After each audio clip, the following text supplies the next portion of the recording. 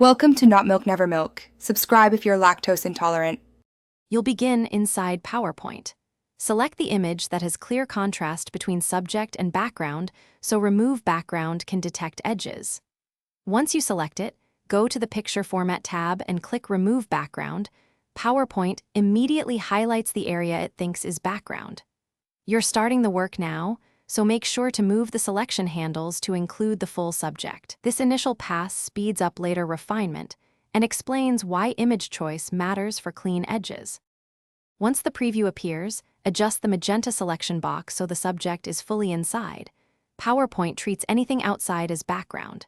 Then use mark areas to keep for small subject parts and mark areas to remove for leftover background patches. Make sure to zoom in on hair, semi-transparent fabric, and thin edges. This is where automatic detection often errs. As you work, toggle between tools and observe the preview update. That way you control the final silhouette instead of relying on defaults. When you're satisfied, click Keep Changes to apply the mask and inspect the result at full zoom on the slide. To preserve transparency, right-click the edited image, choose Save as Picture, and Save as PNG. This exports the subject with a transparent background.